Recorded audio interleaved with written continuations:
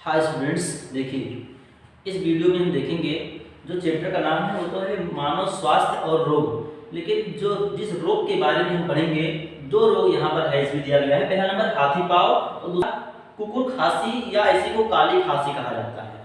तो हाथी पाँव के बारे में दूसरा ये पढ़ेंगे। देखिए हाथी पाँव को फाइलेरियसिस भी कहते हैं या फाइलेरिया रोग कहते हैं या फील्ड पाँव कहते हैं।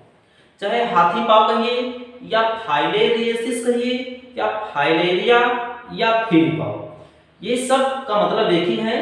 तो देखिए हाथी पाँव इसका नाम क्यों पड़ा, क्योंकि इसका लक्षण है कि पैर में सूजन। मुख्यतः जो लक्षण है इसका, इस फाइलेरिया का मुख्य लक्षण है कि पैर में सूजन।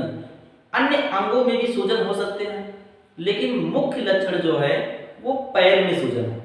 पैर में जो लचका ग्रंथियां या लचका वाहिनियां होती हैं वो फूल जाती हैं और पैर हाथी के जैसा हो जाता है, मोटा। तो पैर हाथी के जैसा मोटा हो जाता है, इसीलिए इसको हाथी पाँव नाम दिया गया है।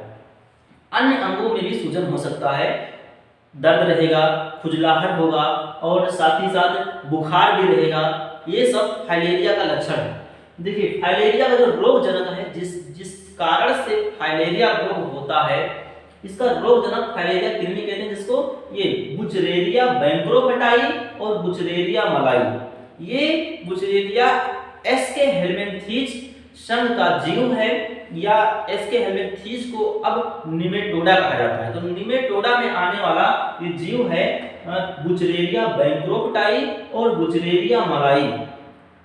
इन्हीं के कारण से चाहे ये हो या दोनों हो सकता है एक साथ। तो बुचरेरिया बैंक्रोफेटाई किसी के अंदर है तो उसको फाइलेरिया रोग हो जाएगा। फाइलेरिया को हाथी पाँव रोग कहते हैं, क्योंकि इसमें पैर सूजन आता है पैर में और ऐसा सूजन हो जाता है जैसे हाथी के जैसा पैर इतना मोटा हो जाता है, तो इसीलिए इसको हाथी पाँव कहते हैं। देखिए इसका जो वाहक है, इस बुचरेरिया बैंक्रोफेटाई या बुचरेरिया मलाई, इसका जो वाहक है, वाहक का मतलब है इस रोग को फैलाने वाला।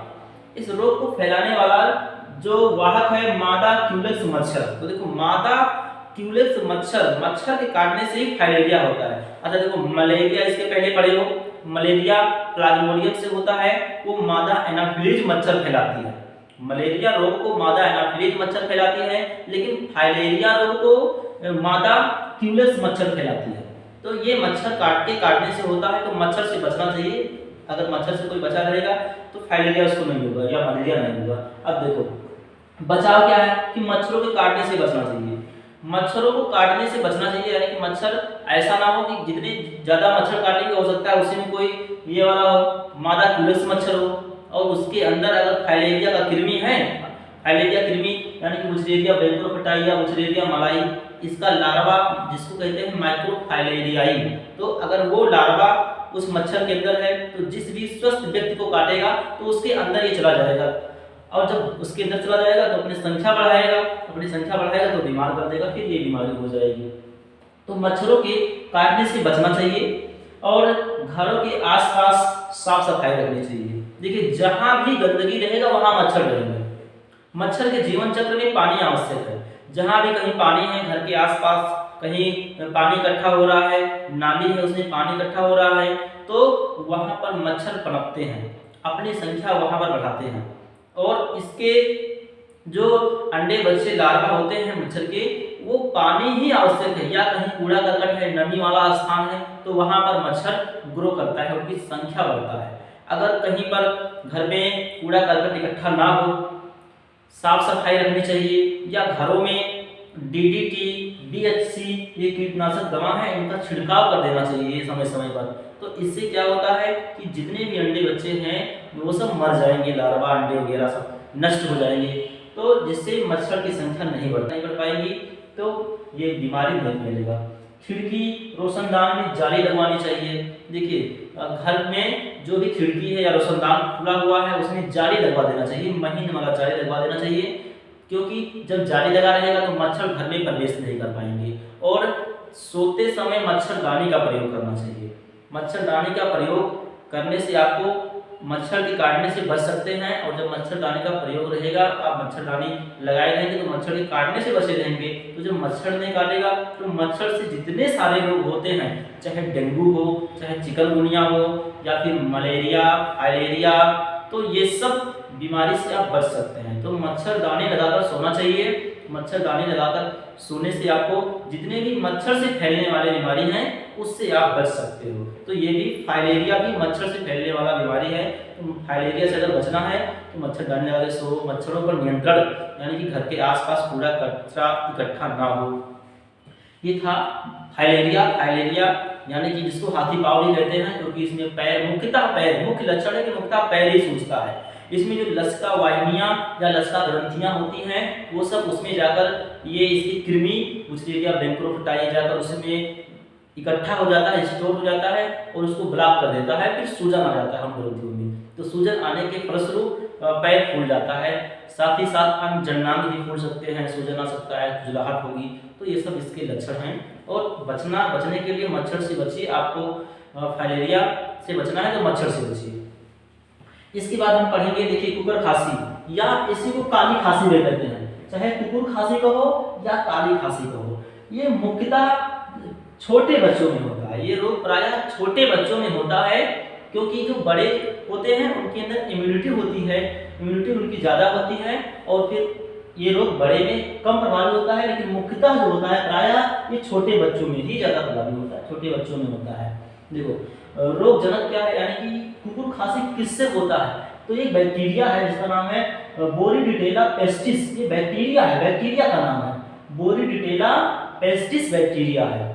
तो इस बैक्टीरिया के कारण होता है कुकुर खांसी। कुकुर खांसी का दूसरा नाम है काली खांसी। तो अच्छा देखिए, बैक्टीरिया है, बैक्टीरिया को हिंदी में जीवाणु कहते हैं। बैक्टीरिया इंग्लिश वर्ड है, इसको हिंदी में जीवाणु कहते हैं। तो बोरीडिटेला पेस्टिस बैक्टीरिया के कारण कुकुर खांसी या काली खांसी होती है। इसका लक्षण क्या है कि देखिए, बच्चों में बहुत देर तक कष्टदायक खांसी तथा गला सूख जाता है, सुस्त हो जाता है।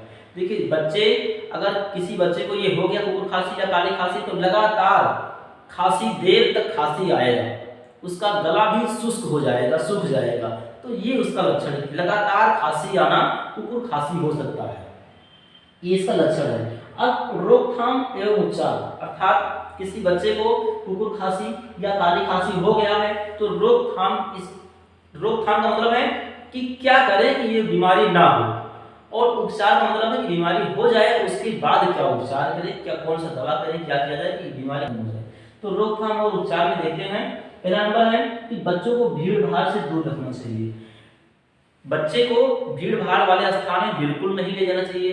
जो लेते हैं ना, लेकर चल देते हैं मेला घूमने, बच्चों को भी साथ में लेकर रखते हैं, ये सब बीमारियों को दावत देते हैं। बच्चों में अनेक प्रकार की बीमारी ऐसे हो सकते हैं। तो भीड़ भाड़ वाले स्थान पर बच्चों को बिल्कुल नहीं ले जाना चाहिए, क्योंकि वहाँ ले जाने से बीमारियाँ होने की संभावना अधिक हो जाती हैं। और छोटे बच्चे हैं, उनकी इम्यूनिटी भी कम होती है, रोगों से लड़ने की क्षमता कम होती है। तो कोई भी बीमारी उनके ऊपर, अगर कोई वायरस, बैक्टीरिया कोई भी अगर उनके ऊपर आ गया तो जल्दी बीमार कर देगा। तो इसलिए खासकर बच्चों को तो भीड़ भाड़ वाले स्थान पर ले जाने से बचना चाहिए। दूसरा है कि छींकते व खांसते समय नाक मुख पर रुमाल रखना चाहिए। अगर कहीं आप छींक आ रहा है या कोई खांसता है तो नाक पर, मुख पर रुमाल रख लेना चाहिए। इसके बाद है बच्चों को समय पर डीपीटी का टीका। देखो, डीपीटी का टीका 3 रोगों से रक्षा करता है। एक तो डिप्थीरिया, कुकुर खांसी और टिटनस। डिप्थीरिया, कुकुर खांसी और टिटनस, ये 3 बीमारियों से रक्षा करता है, जिसको डीपीटी का टीका देते हैं। डीपीटी का टीका लगवाना चाहिए, समय समय पर लगवाना चाहिए बच्चों को, ताकि इन बीमारियों से रक्षा हो सके।